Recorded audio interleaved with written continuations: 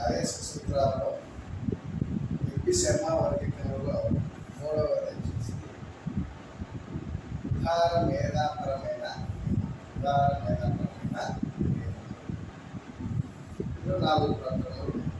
ఉదార మేధాపరమైన ప్రకరణం 44. భారతదేశంలో నివసించే ప్రజలందరికీ ఒకే విధంగా వర్తించేటువంటి కామన్ సివిల్ కోడ్ను ఏర్పాటు చేయాలి. భారతదేశంలో నివసించే ప్రజలందరికీ ఒకే విధంగా వర్తించే కామన్ సివిల్ కోడ్ను ఏర్పాటు చేయాలి. ఈ కామన్ సివిల్ కోడ్ అనేటువంటిది ఉమ్మడి జాబితా కేంద్ర రాష్ట్ర ప్రభుత్వాలు కామన్ సివిల్ కోడ్ ఏర్పాటు చేయడానికి కృషి చేయాలి. మన దేశంలో కామన్ సివిల్ కోడ్ కలిగినటువంటి ఏకైక రాష్ట్రం గోవా. మన దేశంలో కామన్ సివిల్ కోడ్ కలిగిన ఏకైక రాష్ట్రం గోవా. 44 వచ్చేసి భారతదేశంలో నివసించే ప్రజలందరికీ ఒకే విధంగా వర్తించే కామన్ సివిల్ కోడ్ను ఏర్పాటు చేయాలి. నెక్స్ట్ ప్రకరణ 45. 6 సంవత్సరాలలోపు వయస్సు గల బాల బాలికల సమగ్ర అభివృద్ధి కొరకు కృషి చేయడంతో పాటు వారికి పోషణ, ఆరోగ్యము మరియు పూర్వ ప్రాథమిక విద్యను అందించాలి. 6 సంవత్సరాలలోపు వయస్సు గల బాల బాలికల సమగ్ర అభివృద్ధి కొరకు కృషి చేయడంతో పాటు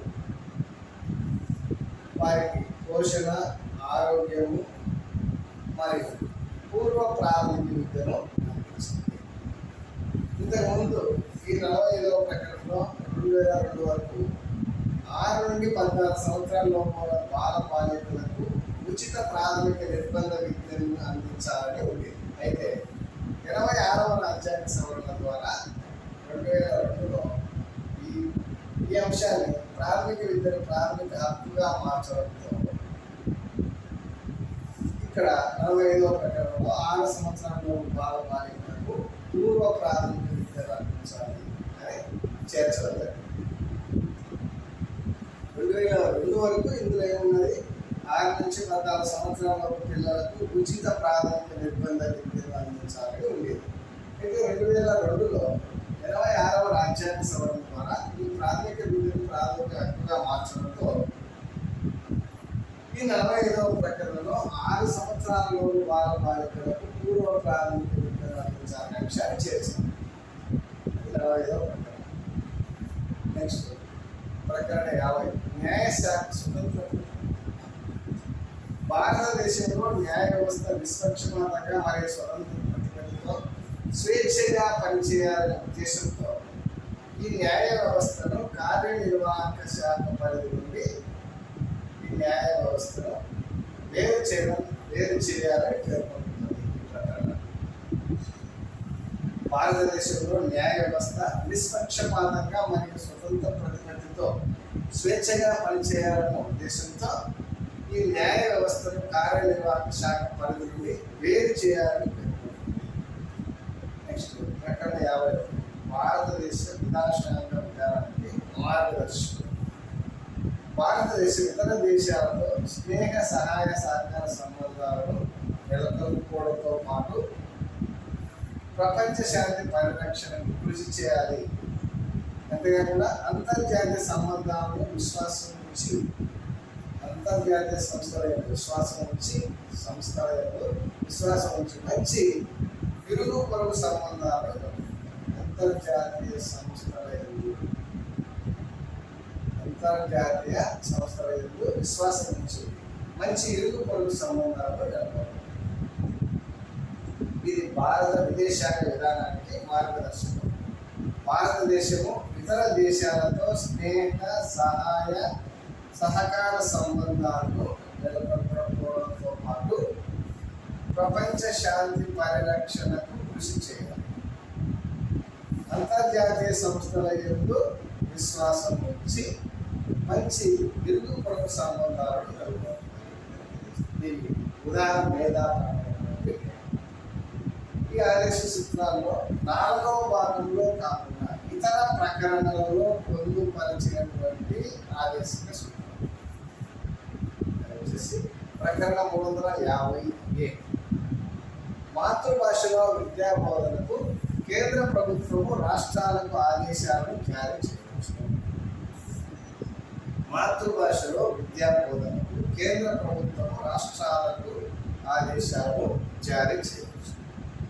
ప్రకరణ 350B ఎందుకంటే మైనారిటీ భాషల సంరక్షణకై ప్రభుత్వం చర్యలు చేపట్టాలి.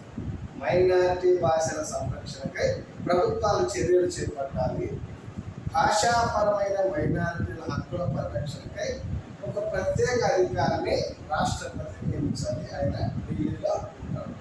భాషాపరమైన అంటే మైనారిటీలు 2 రకాలు: భాషాపరమైన, మతపరమైన. భాషాపరమైన మైనారిటీలు, మతపరమైన మైనారిటీ. భాషాపరమైన మైనారిటీలు, మతపరమైన. భాషాపరమైన మైనారిటీలు రాష్ట్రాన్ని ఒక యూనిట్గా తీసుకుంటారు. రాష్ట్రాన్ని ఒక యూనిట్గా తీసుకొని ఎవరైతే తక్కువ భాష మాట్లాడుతుంటారో ఏ వర్గానికి చెందిన వాళ్ళు ఆ భాష తక్కువ సంఖ్యలో మాట్లాడుతుంటే వాళ్ళు మైనారిటీ 50% కంటే తక్కువ. మతపరమైనటువంటి దేశాన్ని యూనిట్గా తీసుకుంటారు. దేశాన్ని ముస్లిమ్స్, క్రిస్టియన్స్ మతపరమైనటువంటి భాషాపరమైన మైనారిటీలు ఉంటే మన రాష్ట్రంలో మనం తెలుగు ఎక్కువగా మాట్లాడతాం కాబట్టి మనం మెజారిటీ.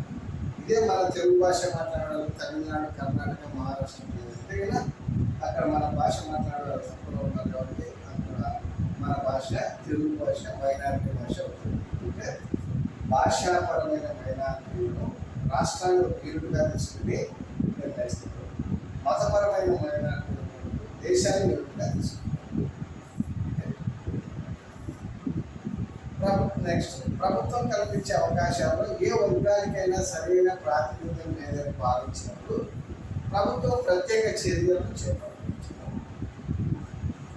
ప్రభుత్వం కల్పించే అవకాశాలు ఏ వర్గానికైనా సరైన ప్రాతినిధ్యం లేదని భావించినప్పుడు ప్రభుత్వం ప్రత్యేక చర్యలు చేపట్టవచ్చు. ఎస్సీ ఎస్టీల సంక్షేమం కొరకు కేంద్ర ప్రభుత్వం జారీ చేసే ఆదేశాలను రాష్ట్రాలు తప్పనిసరిగా షెడ్యూల్డ్ కులాలు, షెడ్యూల్డ్ తెగల సంక్షేమం కొరకు కేంద్ర ప్రభుత్వం జారీ చేసే ఆదేశాలను రాష్ట్రాలు తప్పనిసరిగా ఆదేశిక సూత్రం 3 ఎంపీ సభ వర్గీకరించినటువంటి 3 రకాలైనటువంటి ఆదేశ